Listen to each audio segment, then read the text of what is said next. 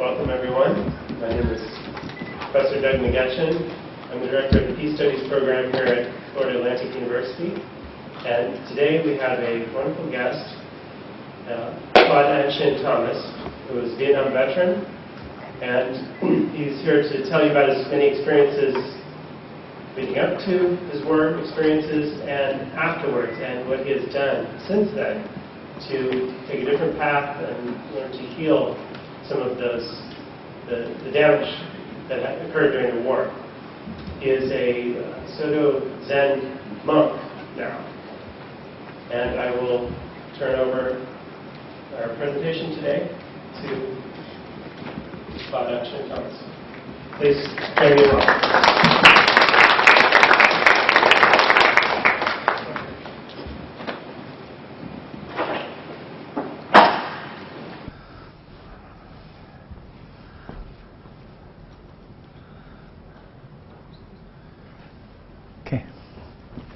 Is anyone allergic to incense that you know of? No? Okay.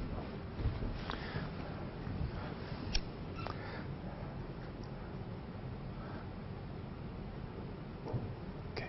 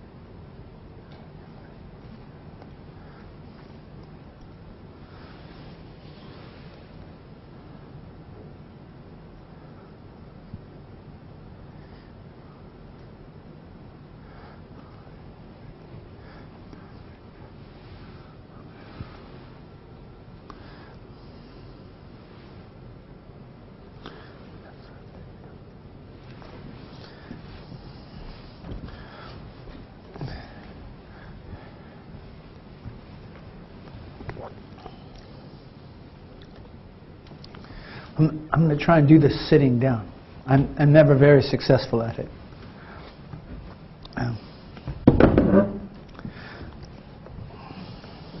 I'll sit real close to the edge so that it's an incentive.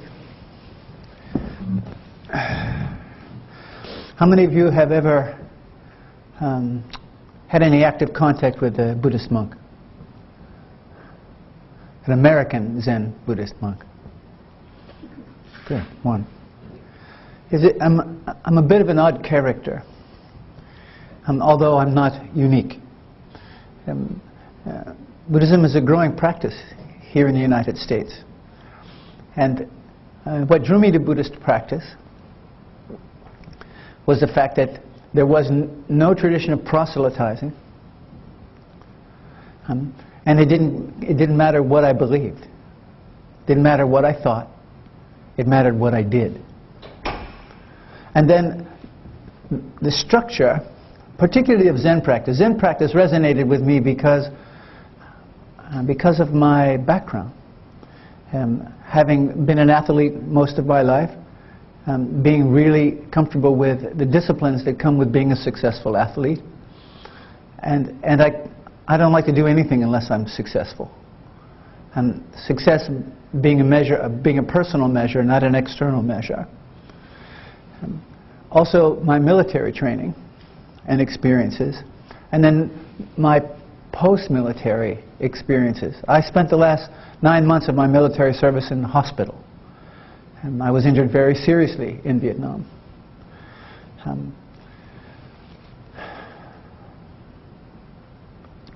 The title of the meeting is At Hell's Gate. I just took the opportunity to Google At Hell's Gate just to see what came up on the phone. And actually what comes up, the first 4 options that come up are about this book.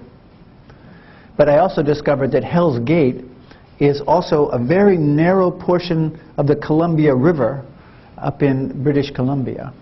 There was also a film made titled Killing at Hell's Gate, and it was about that section of the river, the Columbia River. I didn't know that before. I was just curious.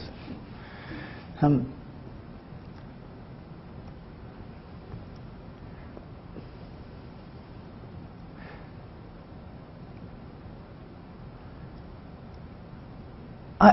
a murderer.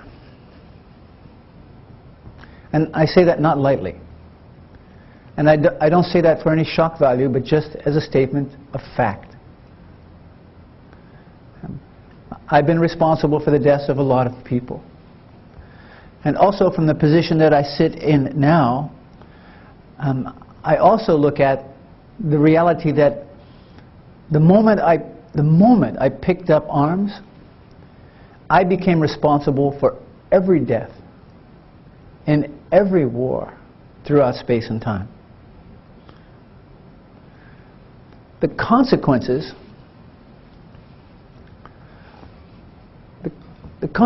of military service are underestimated, and they are profound.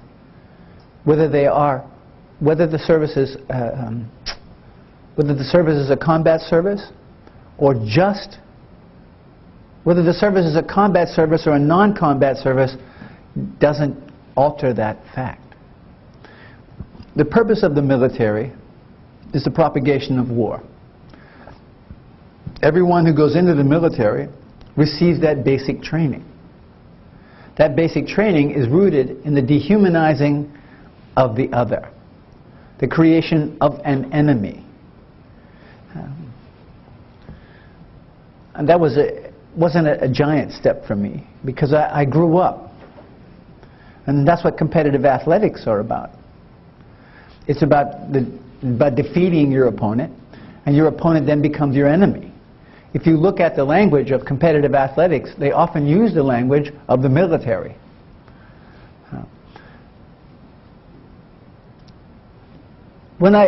Please understand though, when I make statements like this, I'm not making a statement which is pro or anti, but just as a statement of experience or fact from my perspective. If you believe something different, you're of course entitled to that belief. I'm not here to convince anybody of anything. I'm just here to share with you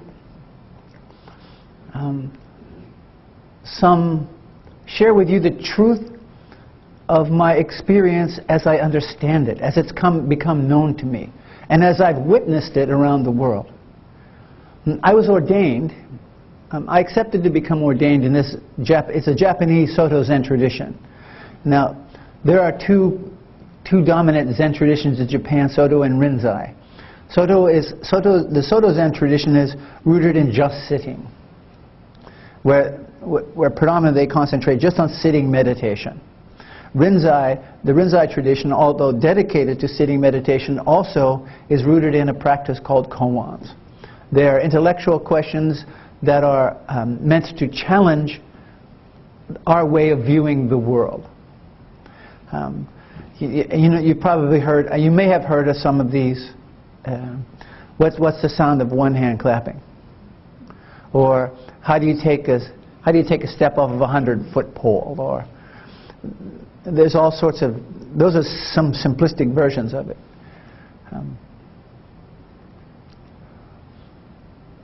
I'm ordained in the Soto Zen tradition. I came to this tradition quite by chance. I had no design to ever become a Buddhist monk, ever. It was the furthest thing from my mind.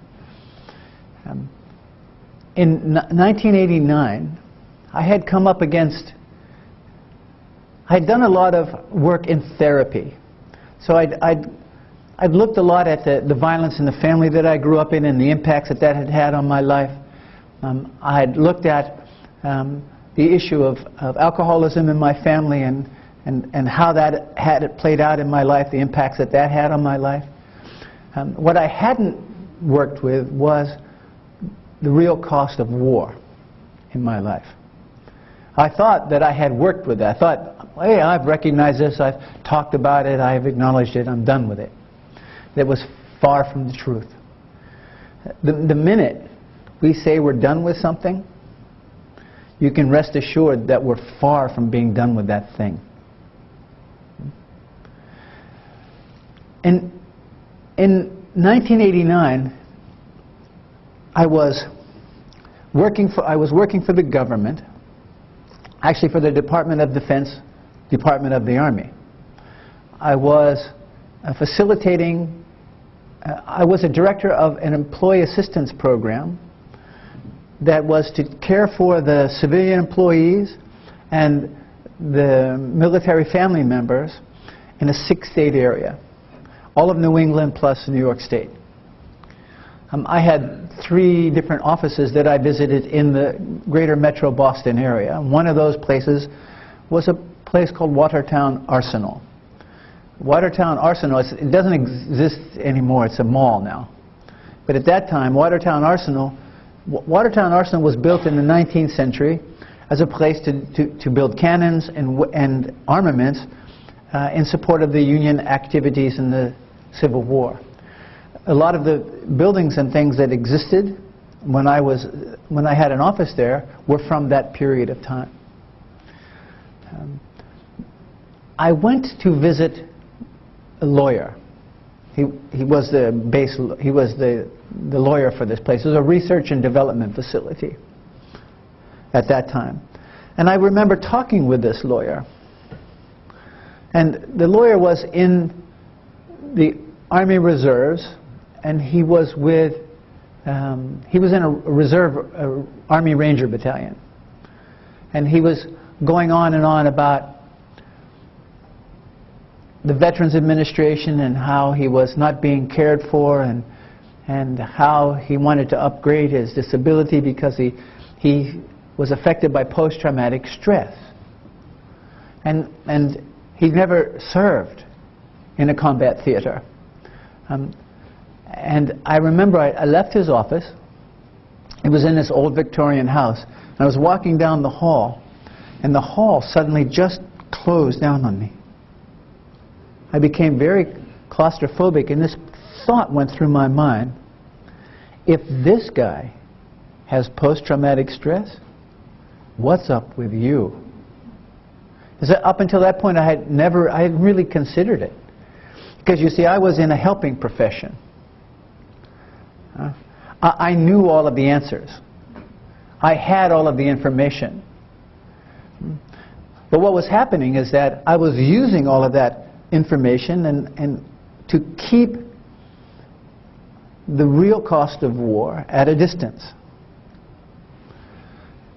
With that piece of awareness, and it was penetrating, my world started to open up differently.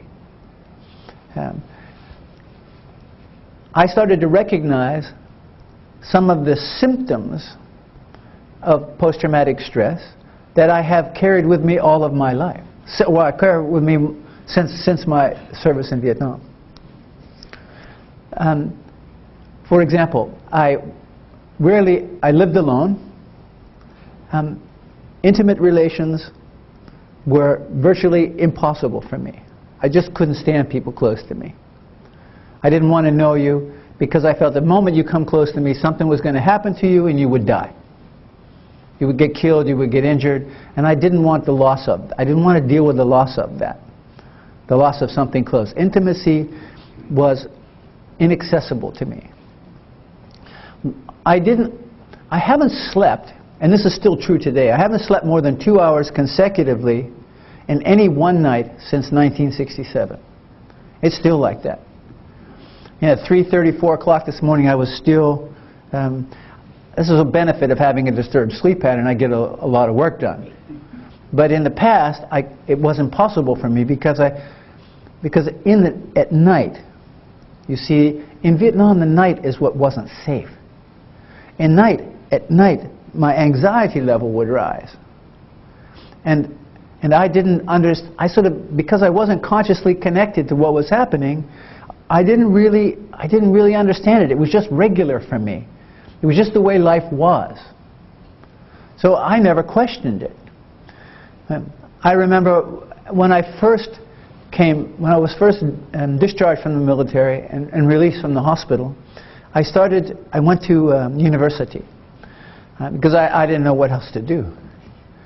I know that there's a lot of young men and women coming back now from military service who served in Iraq, who have served in Afghanistan, or in the Balkans, in Bosnia, or in other places around the world, who are enrolled in college because they just don't know what else to do.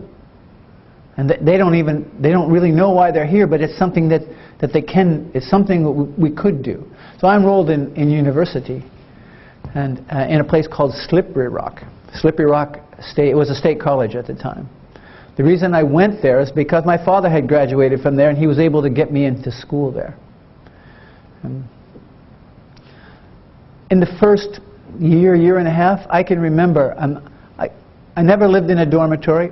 I was out of the question because it was too chaotic for me, too unpredictable. That's how it felt. I felt unsafe. I felt unsafe in groups. I come into a classroom, and I usually wait until everyone else is in before I come in. Or if I come in, then I sit really close to the door so that I can see everyone coming in and watch how the class takes shape, and watch where people are sitting.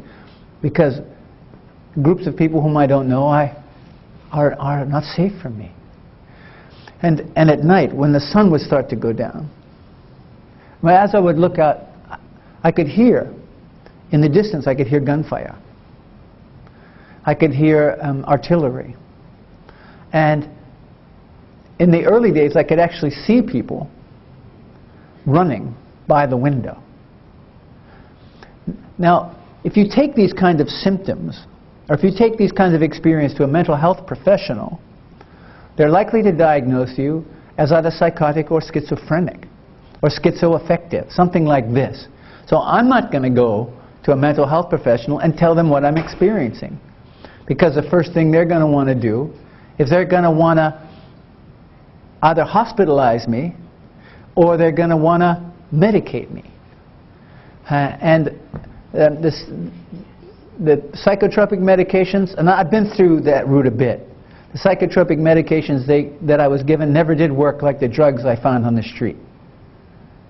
See, that was another topic. I self-medicated.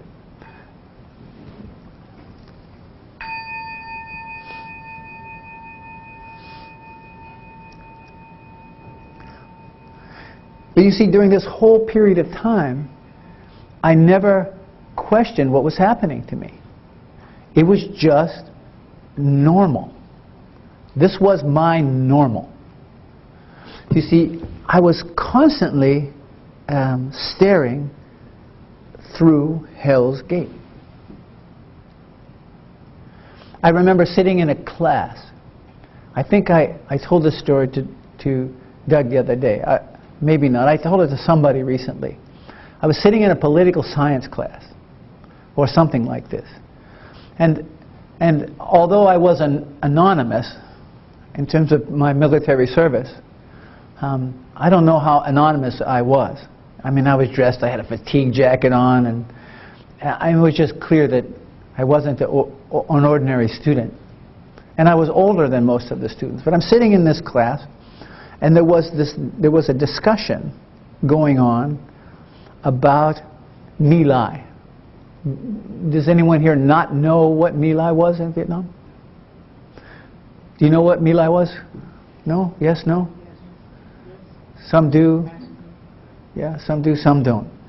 Well, My Lai was a particular incident. I think it took place 1969, 1970, somewhere in that time frame. There was an infantry unit moved into an area named My Lai. My Lai was not one village, but it was an area comprised of several small villages. My Lai also was an area, when the infantry moved into this area, they discovered reinforced concrete bunkers in the ground to protect from airstrikes, mortar attacks, these sorts of things. So when they moved into this area, they understood that they were in the heart of either a North Vietnamese or Viet Cong stronghold. Plus, up to that point, they had lost. There was a steady attrition of casualties, people getting wounded through landmines, through sniper attacks, and through small guerrilla attacks. So they just kept losing people here and there, left and right, 1, 2, 3, 4 at a time. And something happened in this village, and some of the members of this particular infantry squad or company went berserk. Berserk is a term used. Berserk is a term that was first identified or demonstrated by Achilles. Who wrote Achilles? Homer. In Homer's Achilles, when there was the battle outside of Troy, and there was and Achilles killed his opponent, then tied him up behind his chariot and drove around the enemy camp dragging the body. It's an example of berserk behavior in combat. What happened with these soldiers is that something set them off. Something triggered a response, and they started to just kill everybody. I think they killed somewhere between 175 and 180 people. They were men, women, children, mostly older men and women. There was a helicopter pilot who intervened in the process, who set his helicopter down between the villagers and the soldiers to stop the killing. The company commander, Lieutenant Kelly, or he was the squad. He had some leadership role. He was brought to trial for war crimes, and as far as I know, he's still in Leavenworth, a military prison in Kansas. But those above him, there was a captain, Medina, and then other, and then Medina supervisors went untouched. Kelly took the brunt of this action, although it came out through the trial that, in fact, there were standing orders that came from higher up that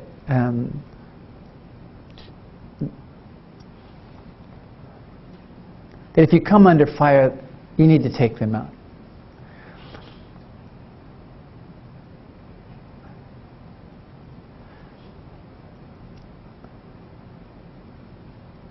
People in this political science class were going on and on about the criminal that Kelly was and the butcher that he was.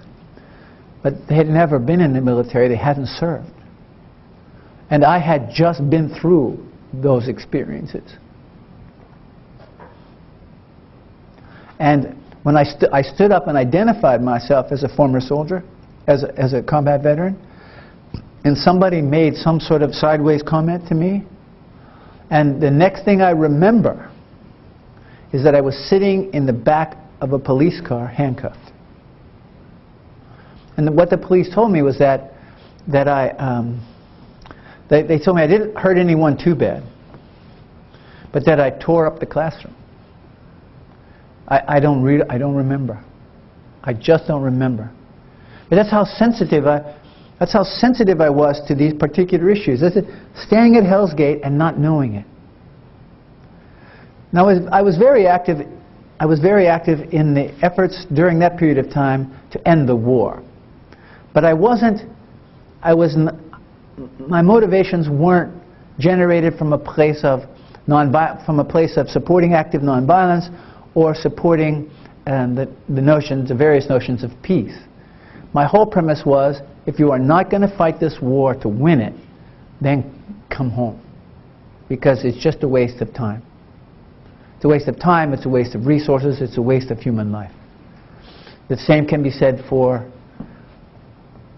Afghanistan, the same can be said for Iraq. And the same can be said for all wars throughout all space and time. Violence is simply never a solution. Never. I stand by that statement unequivocally. Even when violence appears to work, it never really does work. If we want the world to be different, then we must be willing to live differently. There are endless. There's some significant examples of the effectiveness of nonviolent action.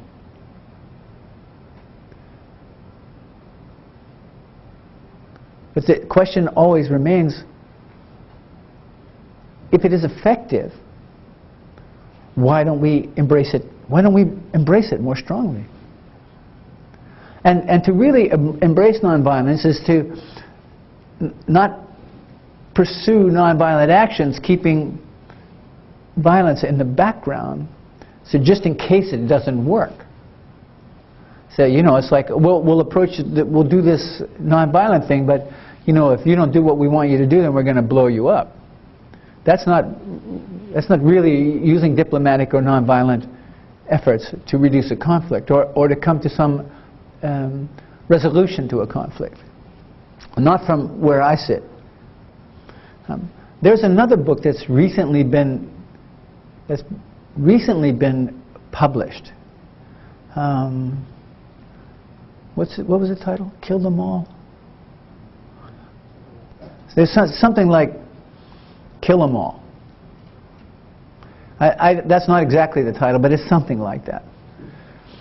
And it was done. The book was written by a particular graduate student who, through his research in the National Archives, because now there's a lot of information available about Vietnam that wasn't available 10, 15 years ago. And what this person does is he validates a lot of the stories that veterans were bringing home. That My Lai wasn't an isolated incident. And there aren't any. I mean, the whole notion of civility in war is crazy. The whole notion of that there are any rules through which war can be propagated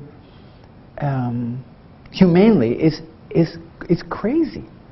I mean, the whole notion that war in and of itself is inhumane. You can't humanely kill people. You can't humanely blow up villages. You can't humanely bomb people. Oh, I'm sorry. We missed our target. I'm sorry that these 30 villagers got killed. It was a mistake. I'm really sorry. It will give you $15,000 per villager. I mean, what is that? That's Hell's Gate. If we want the world to be different, then we need to be willing to live differently. And that starts with us, because the roots of war are not external. The roots of war are internal and personal. If we want the world to be different, if we want to bring an end to war, then we need to wake up to the roots of war in us. And we need to really be willing to do things differently. One of the draws to Buddhist practice, for me, was the first precept, don't kill. It doesn't say don't kill except. And one of the ways that supported not killing was, or to not lead a harmful life, was to stop eating meat, fish, or poultry.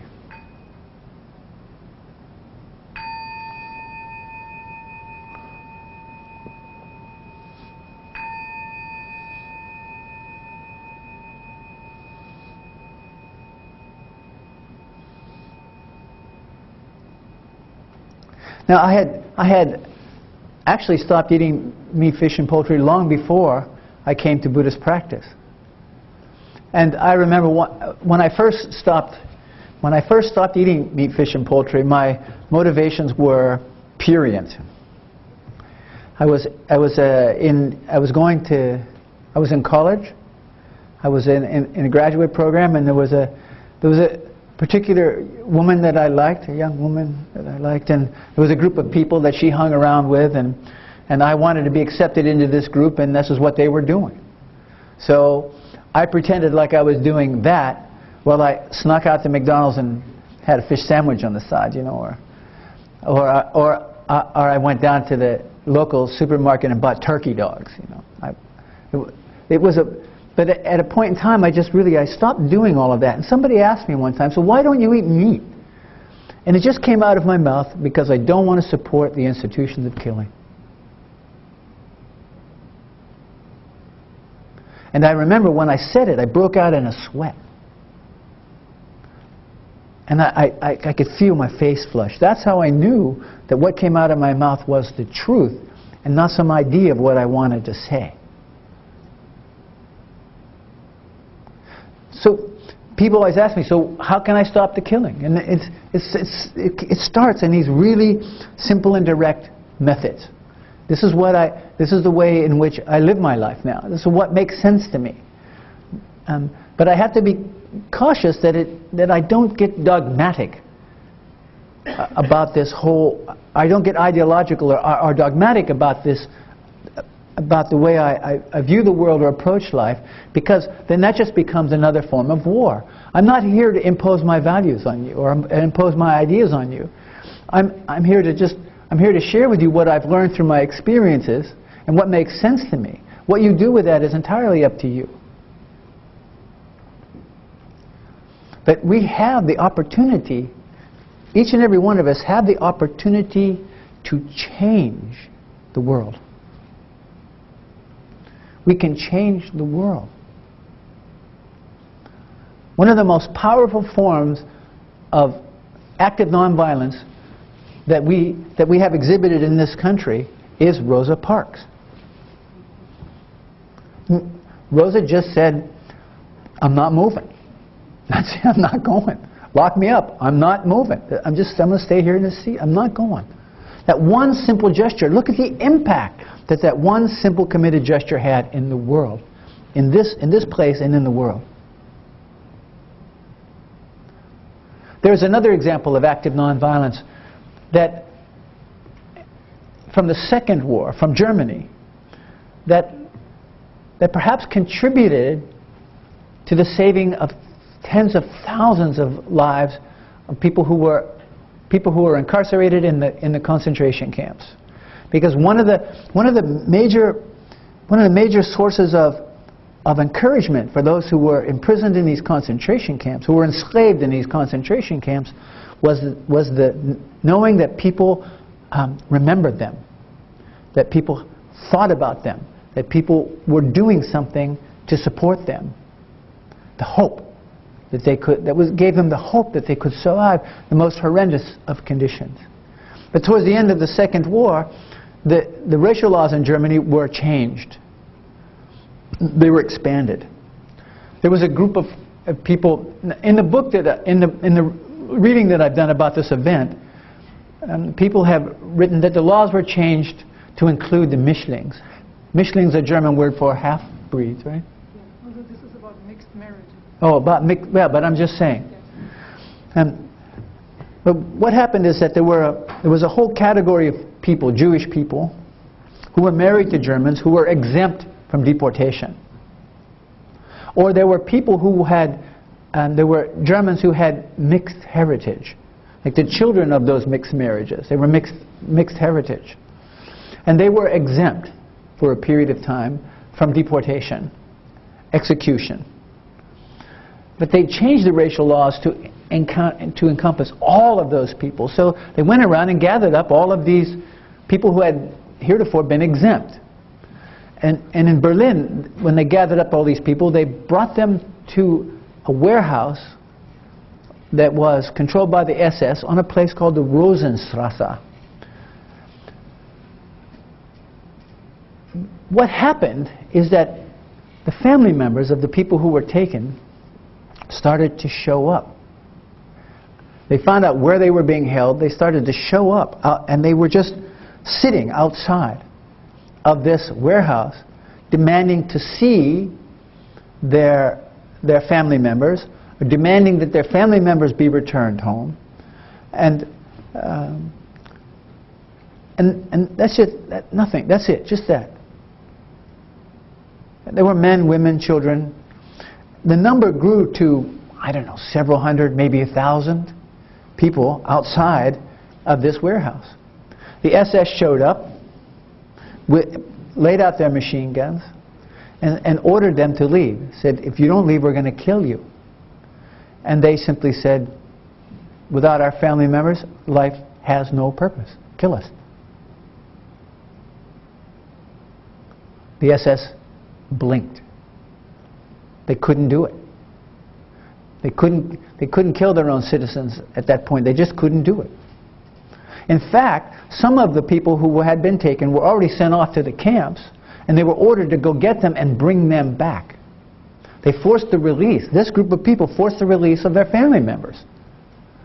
Word of this action, which was a spontaneous action, spread through Europe. There were several actions like this. They grew up in other major cities throughout Europe that were under Nazi occupation at the time. And because of this one committed, nonviolent action, thousands of lives were saved, and tens of thousands were given the hope that they could survive. The power of nonviolent action. Active nonviolent action. Active nonviolent action is different than pacifism. I'm not confused about the two. I am not a pacifist.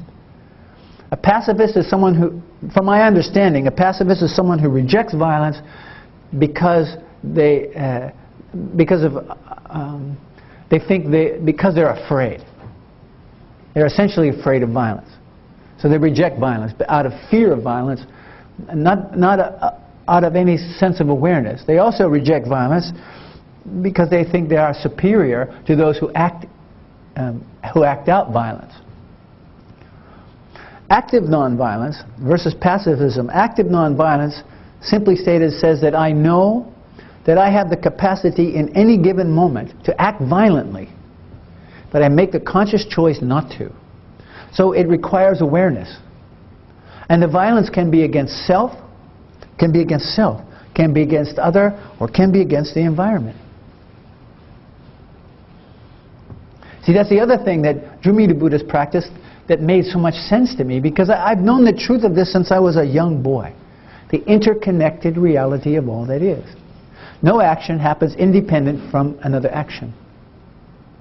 Every action has a consequence. But the truth of cause and effect, the Buddhist or Hindu term for cause and effect is karma. The truth of karma is very much like the laws of chaos physics.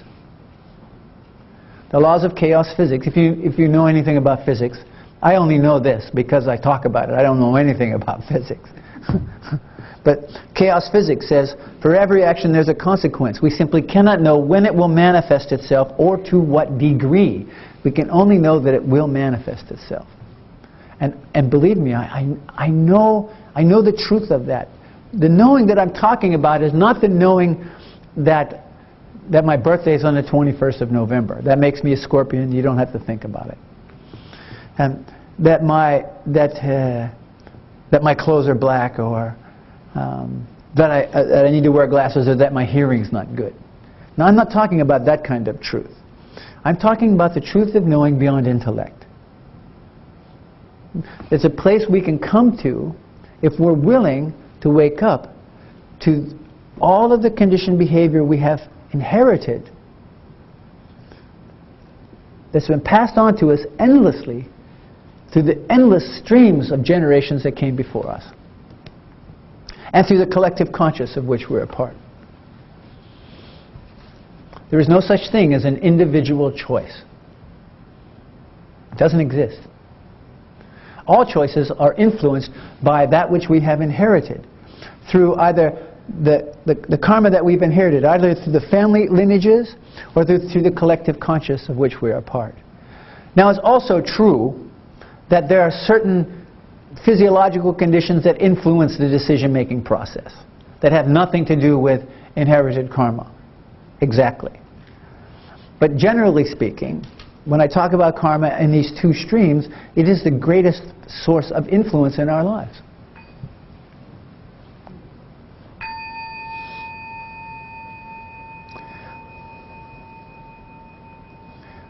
My father was a soldier in the Second War. My grandfather, a soldier in the First War. My great-grandfather, a soldier in the war with Spain. I was a soldier in Vietnam. If you look at there's been some studies done. If you look at if you look at the children of Vietnam veterans, the majority of them are many of them are either serving in the military or they're in prison. Not all, but a large number of them. I have a son. My son will be 41 in April. My son wears a uniform. Now, my son's not in the military. He's not a firefighter or a police officer. He's a commercial airline pilot.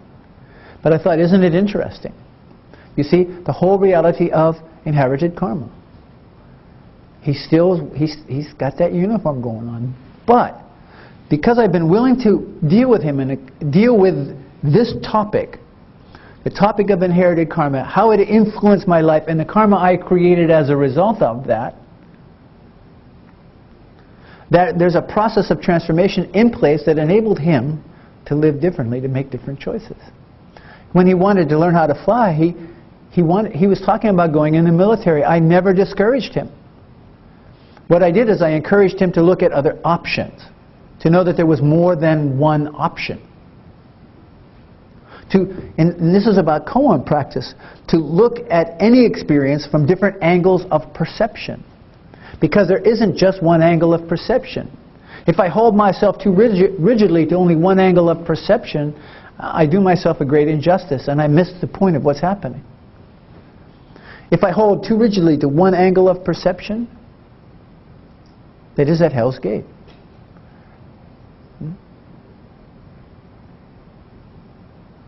If I want the world to be different, it can be if I'm willing to live differently. Because within me exists all generations. Within me exists the entire universe. As I am, the world becomes. What are you willing to do and how can I help? I mean, that I have a book published is quite a privilege. And I do everything I can to pay my respect to the people who published it. I'm not a spoiled author. Because it's not everybody who gets this opportunity. So how to use this opportunity in the most skillful way possible is to realize that I don't know how. I don't know how. The vows that I've taken are very traditional. They're very traditional compared to the way Zen and lineages exist in the world today. I'm a mendicant by vow, means I'm not permitted to own anything, to make any money.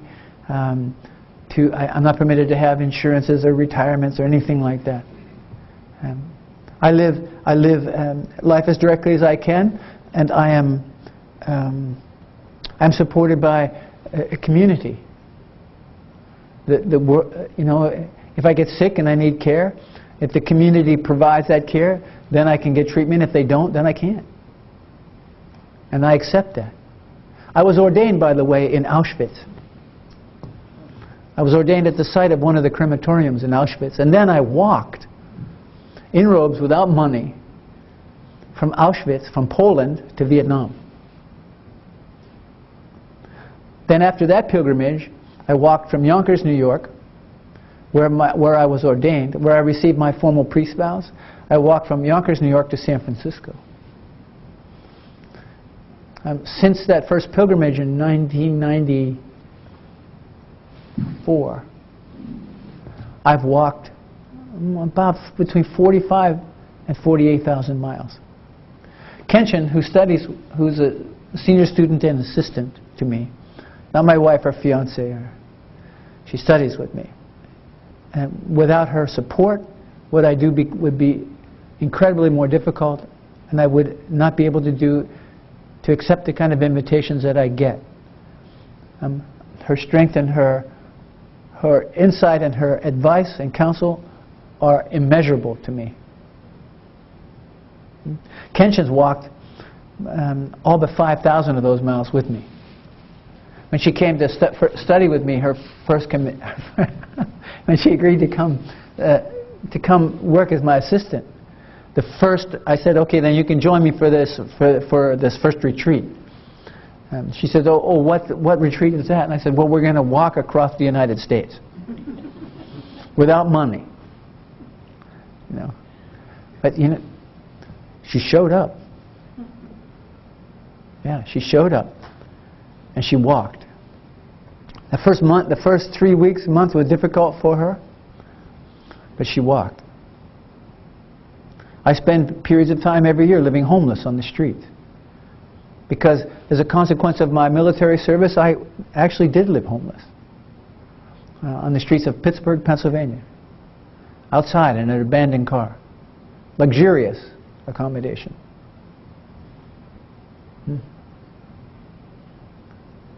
If we want the world to be different, it can be. If we're willing to wake up to that stream of, to the inherited stream of conditioning that comes to us through all those past family generations and the collective conscious of which we're a part. I always keep in mind, the more I have, the less somebody else has. My life must be a life of service. I can never give back enough. Never.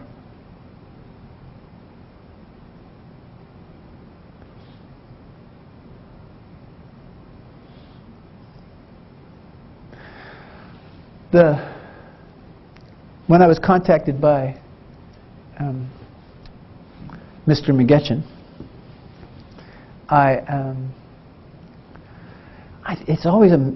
and he informed me that he had assigned this book for reading for his class. I was embarrassed.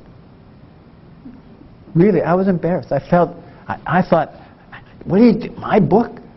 Or the book that I've written, you're assigning this a class? What? This is the sort of this is how my self has been affected. You see, I know what I've done.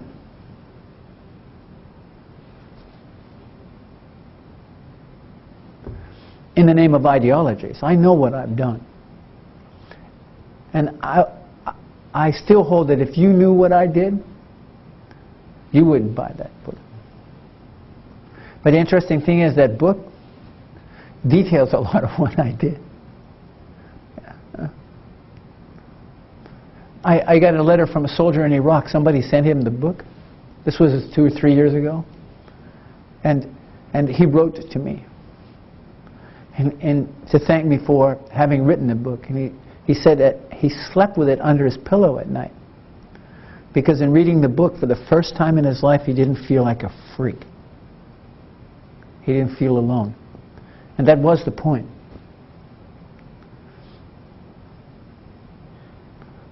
To share the truth.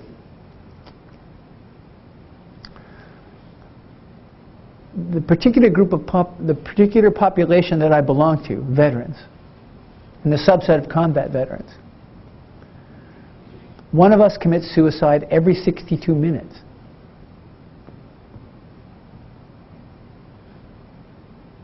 And it has a lot to do with not knowing how to incorporate what we know about the world into the world that we come back to, into the world that we're thrust into once we have left.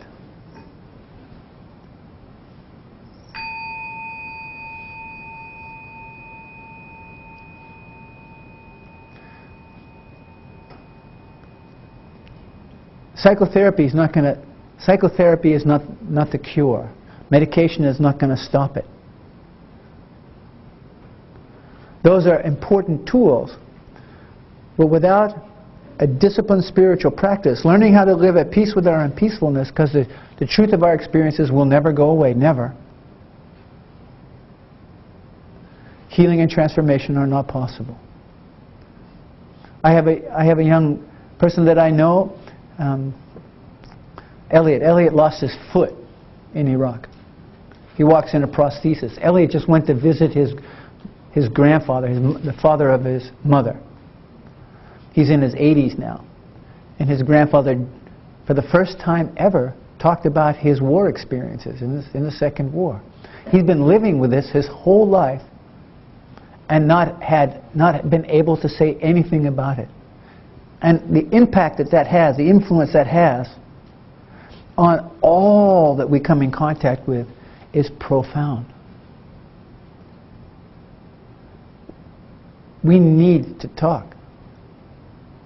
We need to tell the truth of our experience. We need to share that openly. One of the biggest pieces of advice a piece of advice that I heard, it wasn't given to me, it was just set out in general, was by another Vietnam veteran writer when he said, don't spare your listeners. Because if you're sparing your listeners, you're not really sparing your listeners. You're avoiding the truth of your experience. And that's everybody in this room has their Vietnam. Everyone. Stop keeping silent. Time to stop keeping secrets. It's time to turn away from Hell's Gate. But enough talking to you. Being in an auditorium is a bit like being in a casino. You know, in a casino, I don't go to casinos, but I did walk through one once in New Orleans. And there are no windows. All you have is the whir of machines and lights and this artificial environment, so you don't really know what's happening. You lose track of time. I'm in this auditorium and I don't have any windows and I lose track of time.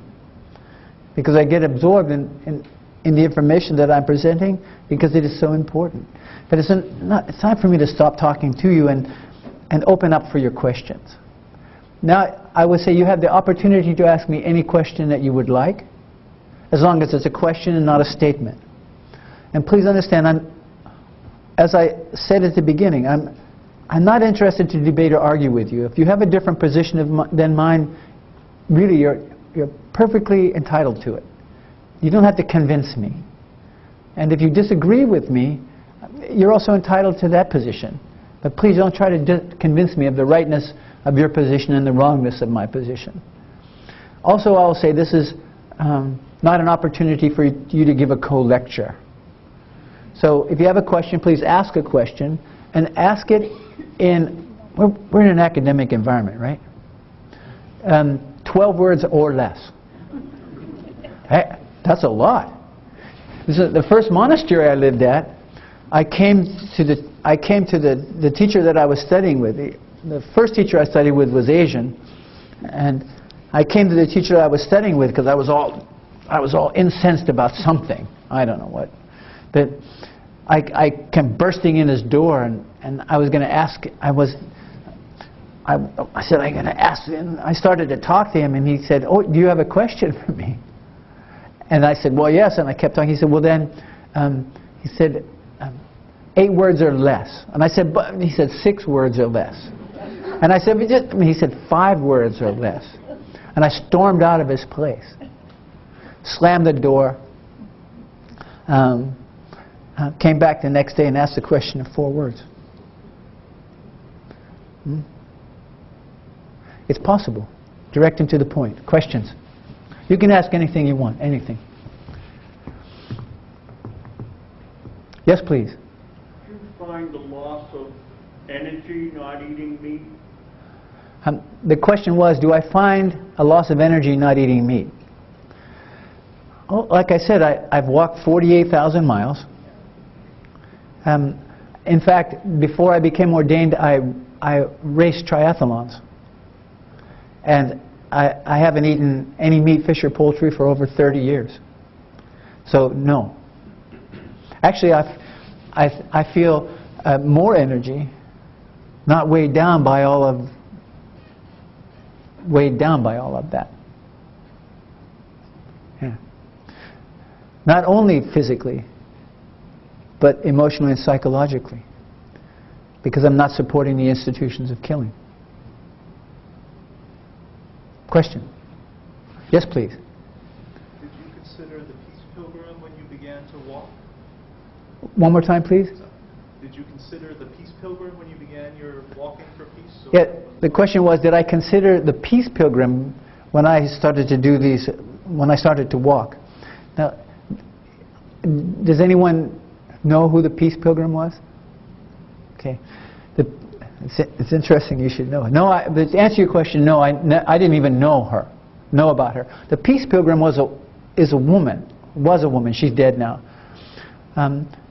She just had this awakening one day that she needed to embrace her spiritual practice, she needed to just walk.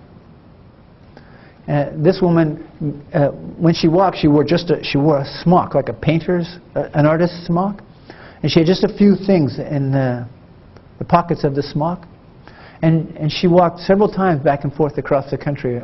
She walked all over. There's a book written about her. Interestingly enough, though, she was killed in an automobile accident. Yeah, so somebody had come to pick her up. They wanted her to come back to the town she just walked through and ask her if she'd give a talk there. And the person who came and picked her up, he picked her up, and when they were turning around on the highway, they were broadsided. She was killed. Interesting, huh? So no, I didn't even know about her. And the other thing that when people have heard about, pilgrimage is a very traditional form of spiritual practice, especially in this Zen tradition. And that was one of the motivations for my walking.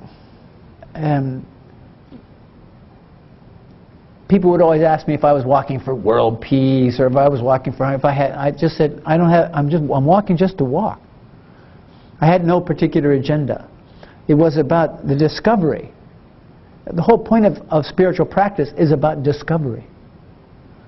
And so if I have my mind fixed on an agenda, then I'm closed off to all the possibilities that I could discover through the process. I didn't have Forrest Gump in mind either. People have asked me that. Say, oh man, dude, you're like Forrest Gump.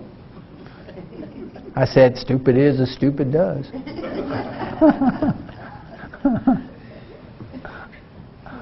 Question? Yes, please. What was your purpose of traveling without money?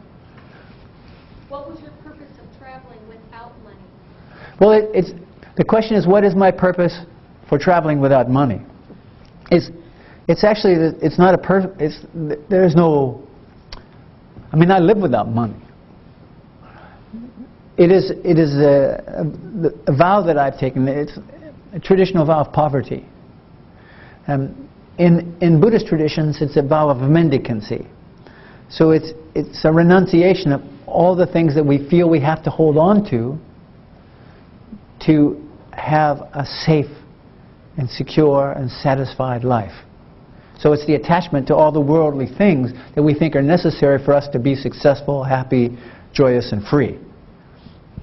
So it's a renunciation of that. In fact, I really didn't know. I was really quite terrified to do it, although it wasn't foreign to me because I had lived homeless. But to actually do this, to live like this with intention, was pretty frightening to me in the beginning, because I had a lot of attachments, and I thought I needed this, that, or the next thing. But what I've learned is that it's an incredible experience. Traditionally Buddhist monks would wander from temple once they achieve some sort of awareness, enlightenment, awakening, any number. They can talk about it in any number of ways. Then they were invited to leave the monastery where they studied and go off on a pilgrimage, going from temple to temple, without money, in robes, having to beg for everything. And this was to check. At each temple they were checking their awareness to see if it was legitimate or not. There are not too many Buddhist temples in Smith Center, Kansas. So when walking, we go from small town to small town. We walk 20 to 40 miles a day. And when we arrive in a town, then we first approach the religious organizations in the town, the churches. Now in the U.S., you get into a town of 1,500 people and there might be 6, 7 different churches there. In Europe, there's one. And it's either, sometimes there are 2, but mostly there's just one, either Protestant or Catholic.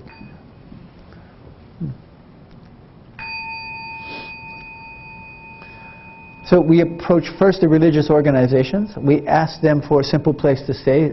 I introduce myself, or Kenshin would do a lot of that. She would approach the churches. Well, I stayed with the group, because people can walk with me if they want, but they have to understand the conditions when they walk. It means we start every morning with a period of sitting meditation, silent sitting, and we do recitations that are particular to the lineage I'm ordained in. And they also walk without money. But in order for them to join the pilgrimage, they have to raise a certain amount of money. And when we walk across the United States, the sum of money they have to raise is $1,080. And they can't write a check, they can't pay it out of their accounts, they can't ask their family members, they have to beg for it. And then the money's put aside. Then when and it's a stumbling block for a lot of people. They go, well, what are you going to do with the money? And I go, well, I got a Maserati I have to make payments on. No, it's not true. It's not true. But there's this attachment to money. What are you going to do with the money? I go, it's not your concern right now. Just raise it. If you want to walk, this is what you need to do. Just do it. So what happens at the end of the pilgrimage is all the people who participated in the pilgrimage to meet together, and they make a decision on what they want to do with that money. Because we've come across a lot of experiences along the way. And so they decide who they want to share this money with, who they want to support. And we've done things like, we were hosted by a school in a small village in Hungary. We were walking from Budapest, Hungary to the concentration camp Bergen-Belsen, north of Hanover, Germany. And they hosted us in the school, in the gymnasium. And they put out the mats for us, the sports mats. In this country we call them wrestling mats, but they're just in general gymnastics sports mats. They put out their mats and they were all ripped and torn, and they were just old and worn out. And the group decided to donate enough money to them to buy new mats. Just things like that. But the group decides, and I'm not part of that process. So it's about living life more directly. If everyone says no, if everyone we ask for support says no, then we sleep outside, don't eat, walk to the next place. And that has happened. Only in this country. Not often, but it has happened. One of the things I've learned through the practice of pilgrimage is that the more affluent, the more someone has, the less they're willing to give. The less someone has, the more they're willing to share it. It's very interesting. It's very interesting for me. It was very interesting for me to have that experience. Yeah. First, I'll come back to you. Go ahead. I just wanted to No, hang on, but just a sec. Yes. It's not like a silly question, but is there a routine day in your life when you're not pilgrimage? Is there a routine? A routine day in your life as a monk? Well, there are things that I do consistently each day. I always do some reading, some study. I always do sitting. And I always do some recitations. Always. And I really make my best efforts to live as consciously as I can in every moment. Yeah? Regardless of where I'm at, what I'm doing, or what circumstances. Questions? Yes, please. You stress the importance of individual responsibility. Do you believe the government has any role in stopping violence? Not really. The government is comprised of individuals. You know, people get all jacked up about elections, and I go, you know, the country always gets the government they deserve. I mean, that's the system we operate under. And peace is not an ideological process. It's not a political process. Ideology and politics can be part of that process. But peace is also not a fixed point in space or time. It's a very fluid state of existence. And it's also very personal. So if I want there to be peace in the world, I have to be the peace that I want to see in the world and then live that out loud. So in that respect, I mean, the government is not something external to us. We are the government. So as I am, the government becomes. So I get frustrated about how people want to sort of abandon their personal responsibility to some entity they call government or school or something like this. Really, it always comes back to the individual. People have wanted to argue. There's a group in Switzerland that there's a Catholic nun who came to my ordination. She was browbeating me to tell me how important it was that you had to change corporate cultures. That once those corporate cultures change, then the world would change. But corporate cultures are made up of individuals. If the individuals aren't willing to, it's the individuals who have to experience this psychic change. It's like when I first got out of the military, I was self-medicating. That means this is a polite way of saying I was a drug addict. You know, I was using drugs on a daily basis. Alcohol being one of the drugs that I used. And it doesn't matter how much or how little I used, but that I used every day. Now, the argument is often, if I could just figure out what's going on in my life and address that, then I'll stop using drugs. It's not true. I can never figure out what's going on in my life till I stop using drugs. People ask me, what was the moment that led you to sort of this transformation in your thinking? You know, was it when you met this certain Buddhist monk or when you went into therapy? I said, no, it's when I stopped getting high. When I stopped using drugs and drinking alcohol and I stayed stopped. That provided then the opportunity for me to experience life more directly. And to discover my unpeacefulness and to develop strategies to learn how to live at peace with that unpeacefulness. So government is part of the process, but we are the government. It begins and ends with us. Question? Yes? Bell, what is that story? Okay. Well, I can just talk loud, he said. Okay, all right, good. If you don't mind, tell me what you think it is about. Well, seeing that you have your class in prayer before and after, I'm assuming it's some kind of adoration, some kind of acknowledgement of a higher power. Ah, it's okay. Is it working? I'm not sure. Turned on. Now, yeah, no. Yeah. It's okay. I'm just going to speak loud. It's actually, in our case, it's not. I mean, there is a ritual to it, which is about showing respect to the bell.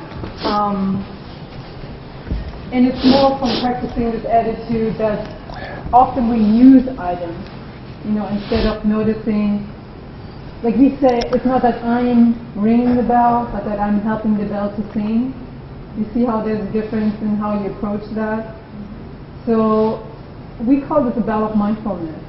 And mindfulness being the practice or the awareness, the energy of the present moment, being in the present moment.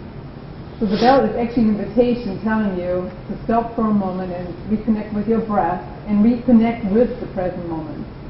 I don't know if you noticed, but Claude AnShin does stop for a moment to talk. So it also offers him a moment of reflecting and then moving on. It is the introduction to the practice of meditation.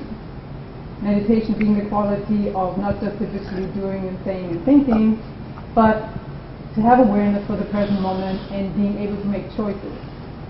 So, in short, you can say meditation is the ability to stop and then reflect and then move on. At the same time, the bell is also just a very practical tool of timing.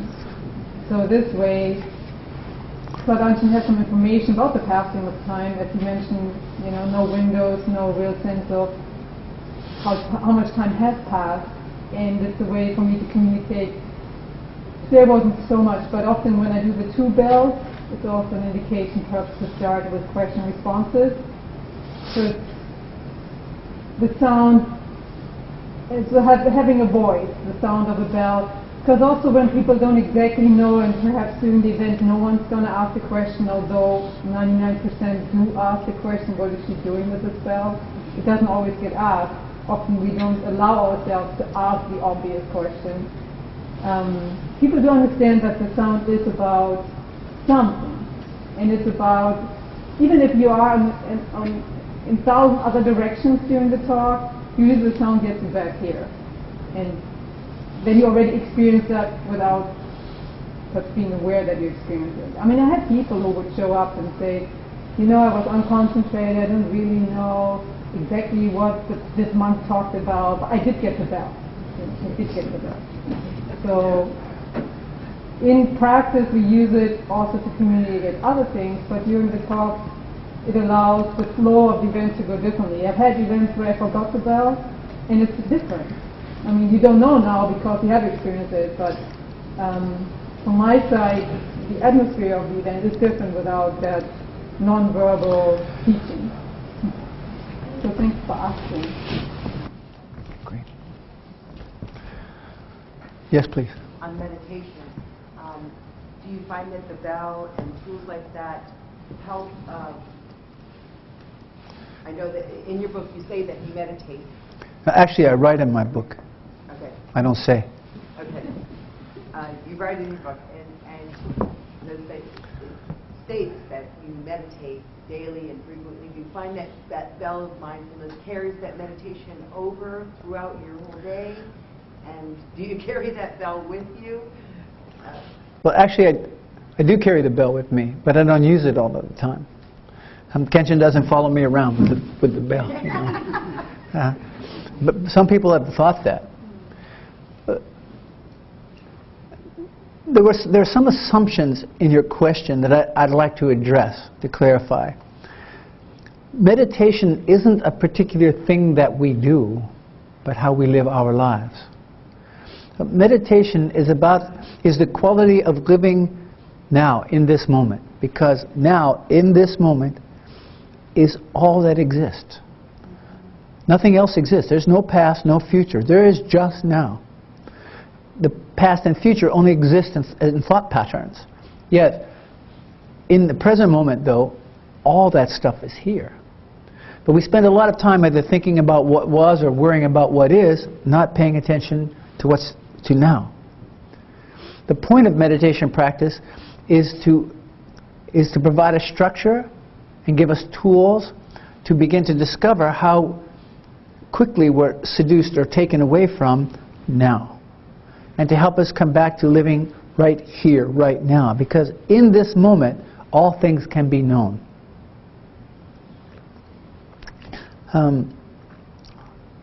This is an obvious form of a bell of mindfulness, but the bell of mindfulness has all kinds of forms.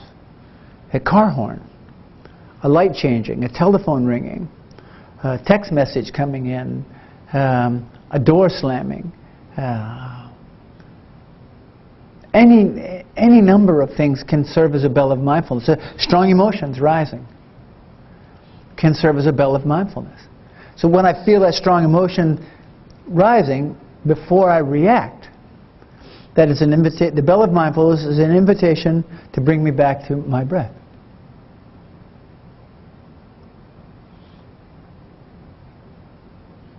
Welcome. Yes, please. What would you see as a solution to the problem of young people being killed by guns so much in America? Okay. The question was, what do I see as a solution for so many young people being killed by guns in our country?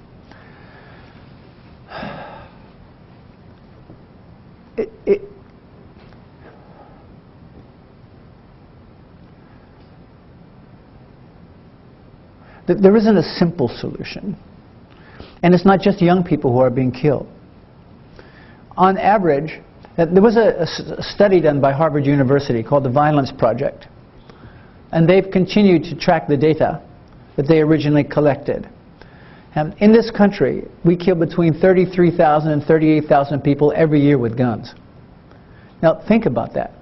Between 33 and 38,000 people.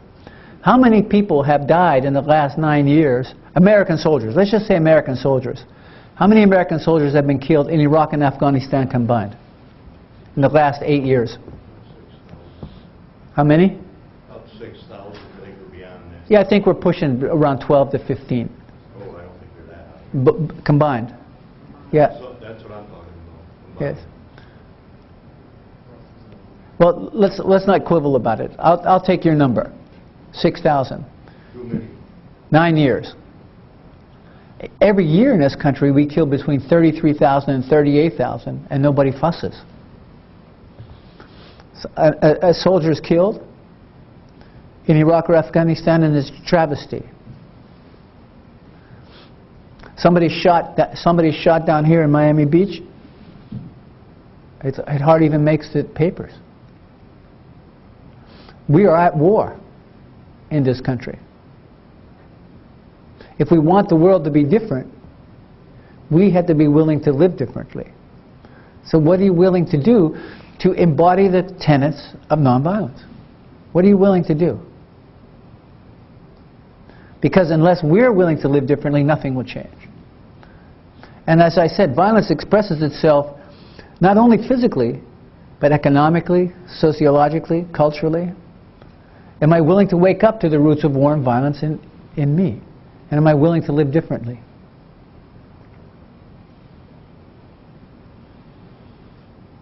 Yes, please. Christianity and Buddhism, individual practicing both. Have you seen this? Individual Practicing Christianity and Buddhism, practicing both. Have you seen this? What are your observations on this? Well, the question was, have I seen Christianity and Buddhism being practiced together? Not together, but I mean by an individual or individuals. Yeah, an individual doing that.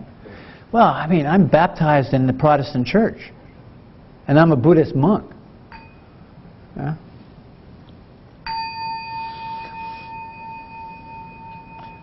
When I'm on pilgrimage, I'm routinely hosted in churches, and I'm invited to go to services, and I go. And I don't care where. I mean, I was just talking to I think last night, or no, it was earlier today. I was talking with Mr. McGetchen's wife, and when Kenshin and I and others were walking across the United States, we were hosted by a group somewhere outside of St. Joseph's, Missouri. And these people who hosted us, we stayed on their farm. They were members of one of these evangelical mega churches. And they asked us if we would come with them to their service. And I said, I can ask the other people, because I don't make decisions for everybody, generally. Sometimes I do. But I asked them if they wanted to come. I said I would go. And I asked others, I said, if you want to come, you're welcome to come along with me.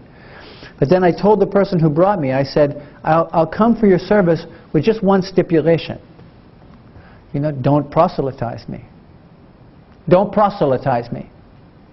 You know, I'm okay with my belief structures. I'm very open to what you have to practice.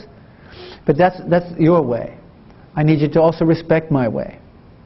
You know, because if I have to convince you, then I'm not very strong in my beliefs. You know, it's about carrying the message, not delivering it.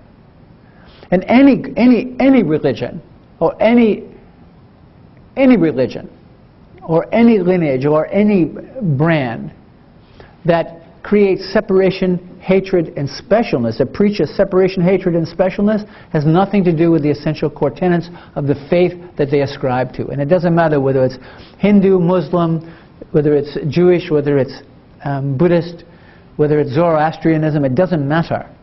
If they preach specialness, hatred, separation, they miss the core tenets of their tradition. And if you look at the core tenets of their traditions, we all connect. There's an interconnectedness that runs through all of these core traditions.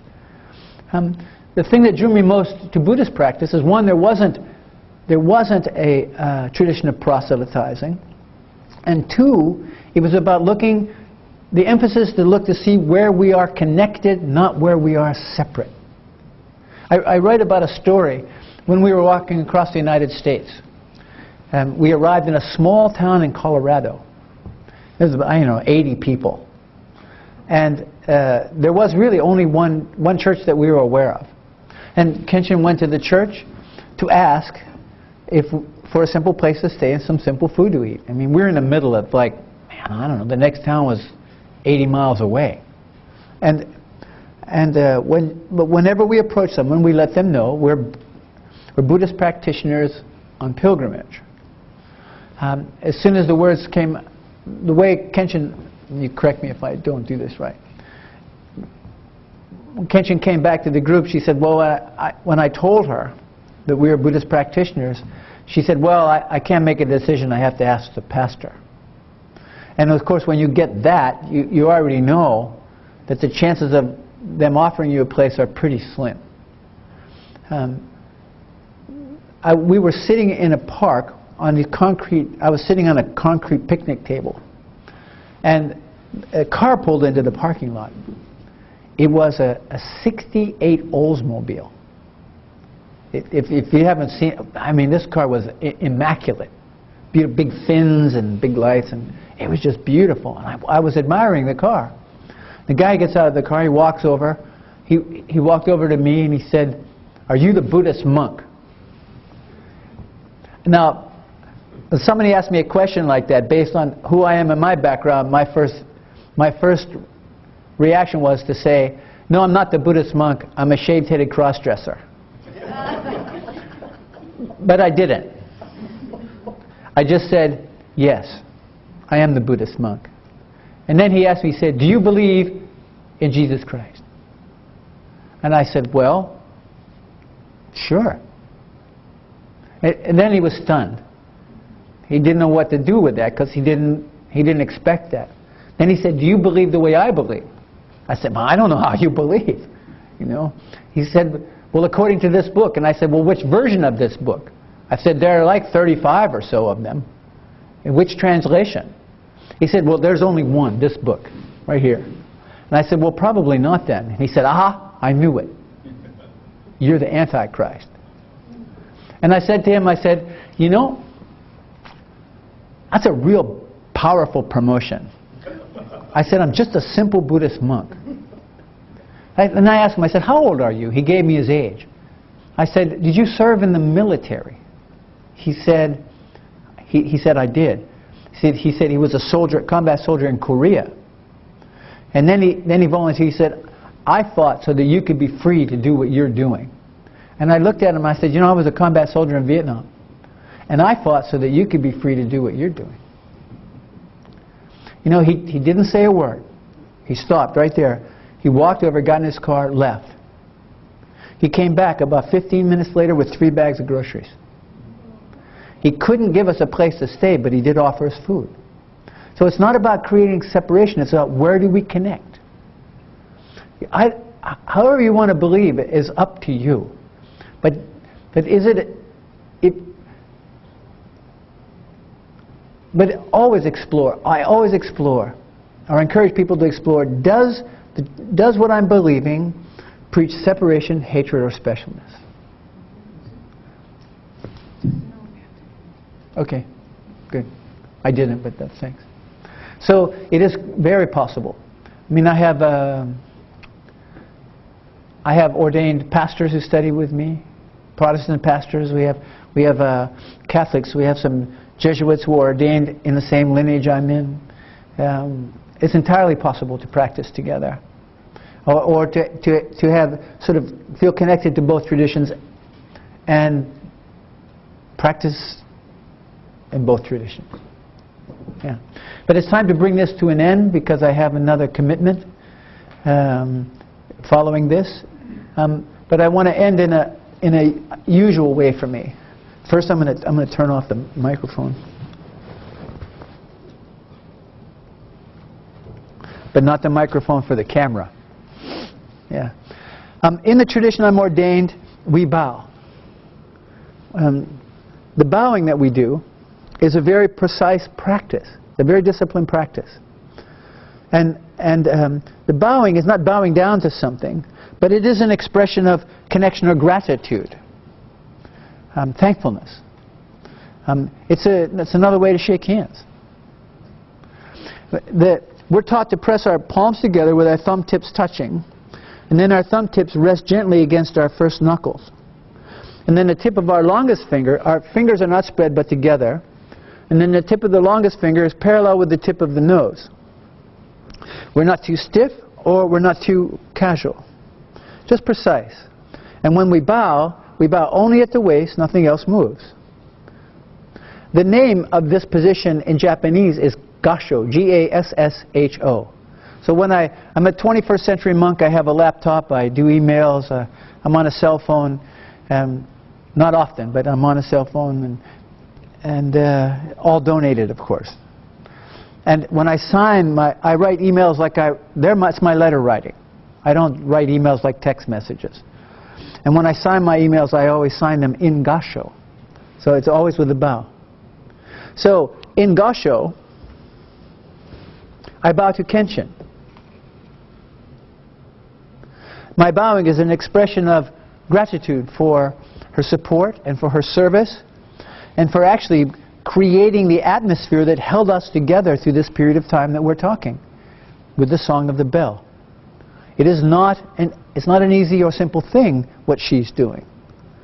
Yet she's often unseen. But they say the best assistant is the one you never notice. In Gassho, I would bow to Mr. Migetchin. For one, having the book read in his class, what an honor and privilege that is for me. And two, for extending the invitation for me to come and giving me the opportunity to meet you. So in gratitude, I bow to Mr. Migetchin. And also, he and his family have taken Kenshin and I in, providing us a really wonderful place to stay. And then to all of you, Buddhas to be, I bow to you in gratitude. Now, Buddha's not the fat golden statue you see in the Chinese restaurants. Oh, El Gordo. That's not Buddha. Buddha is simply a word which means awake or enlightened. So when I bow to you, Buddhas to be, I'm bowing to your awakened nature. You are already enlightened. What prevents us from living our enlightened nature is our living in unawareness, is our suffering, the karma which we've inherited. Now, I wear robes as a commitment of my service to Buddha, which is to be of service to you, to support you in the process of awakening. I can't awaken you, but I can support you in that process. I just have a favor to ask, though. If you wake up before me, please help me along my path. Please give Kenshin a few moments of your time, I'll be moving from here to Mr. Migetchin's class. If you want to come and sit in, if you're not part of the class, he's saying you're welcome. I put him on the spot. That's not really nice, but... You are welcome. Yes, good. Oh yes, and books. Kenshin will talk to you about the books. Yeah, I still hope.